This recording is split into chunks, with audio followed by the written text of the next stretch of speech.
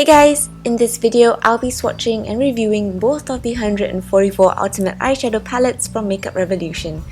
I'm going to start with the matte palette first, and I'll be doing finger swatches on the top of my arm and brush swatches below.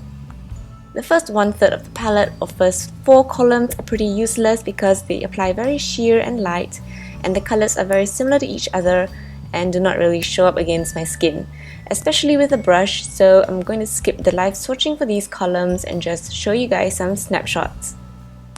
The shades here are best used as a base color to set your eyes or as transition shades. The darker colors are more pigmented and show up better, and a damp brush will also help to intensify the pigmentation.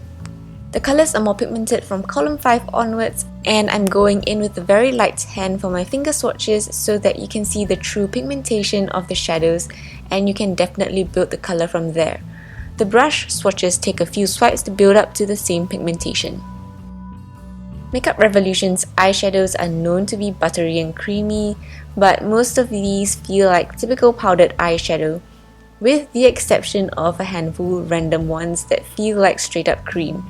There is a total of 116 grams of product, which means that each pan is roughly about 0.8 grams.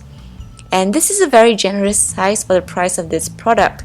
I got it for £10 on the Tam Beauty website, so each pan is like 7 pence. The palette consists of mostly cool colors and way too many light shades. It would have been more useful if the lighter shades were more pigmented so that they didn't look and perform so similarly. And the middle portion of the palette contains a variety of brown shades and some purples and a random blue, and the last 3 columns house the bright and fun colors. So Makeup Revolution says these are all highly pigmented shadows and they are all you need for any occasion, day or night, from nudes to smoked to brights, and this palette is designed and developed in London but manufactured in China. Well, they aren't all highly pigmented, as you can tell. Some apply better with fingers, some apply better with a brush, and some don't apply well at all. But you can definitely create a ton of nude, smoky and bright looks with this palette, and you can definitely work with the shadows. A lot of these colors appear differently on the skin than on the pan, so it actually has a wide range of colors. The neon colors tend to be a bit more chalky and definitely apply sheer instead of opaque. So if you are looking forward to trying out the bright colors, then you might be a little disappointed. I quite like the blues, teals and dark purples, and some of them are very pigmented and also quite staining. So is it worth it? Yes, but should you get it? Maybe not. All of Makeup Revolution's palettes are under £10, and if you need something more compact and with a more defined color selection, then there are a ton of other palettes to get. This palette also lacks pigmentation for the most part, but if you are looking to just play around with makeup and experiment with different looks with cheap eyeshadows, then this is the palette to get. It also makes a great gift, plus the price point is seriously unbeatable. Take note that the packaging is quite cheaply made and the palette doesn't close fully. There is also a tiny mirror and 2 sponge tip applicators in the palette.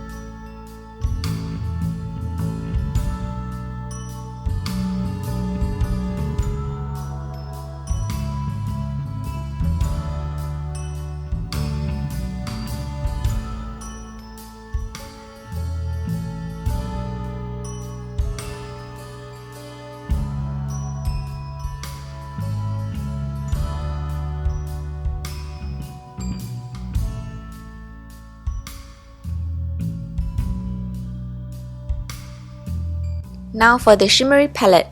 All the colors in here are either a satin, pearlized, metallic foiled, shimmery or glittery finish.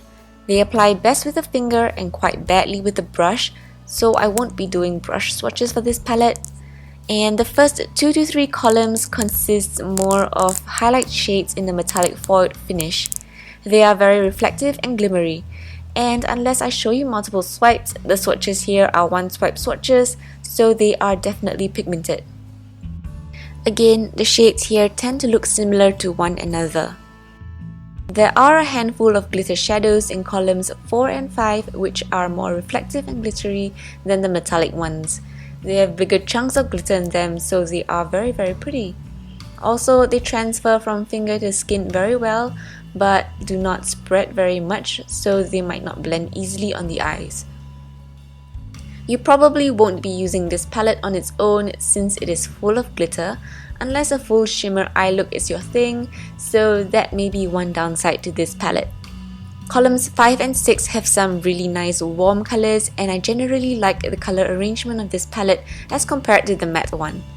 There is a wide variety of warm and cool colors, and you literally have all the colors of the rainbow in this one, including olive, navy, indigo, pinks, purples, burgundies, and teal colors. Most of the shadows are very pigmented and transfer very well from my finger to my arm, although some do not spread and blend as well, but you can always work more layers on for those shades. The dark blue shadows in this palette do not work as well as the matte ones. They are more patchy and not as pigmented as it looks. Some of the glitter shades in the last few columns apply very sheer and patchy as well. They look very pretty in a pan because they have a contrasting colored glitter in them, but so disappointing when swatched. Also, I'd like to mention that not all the shimmer shades have silver or pearly reflex in them. Some have pink and purple reflex too, and most of the shades in column 11 are actually supposed to be duochrome, but the effect is not intense at all. The effect doesn't show up under my natural lighting, and I only caught a glimpse of it under my bathroom lights.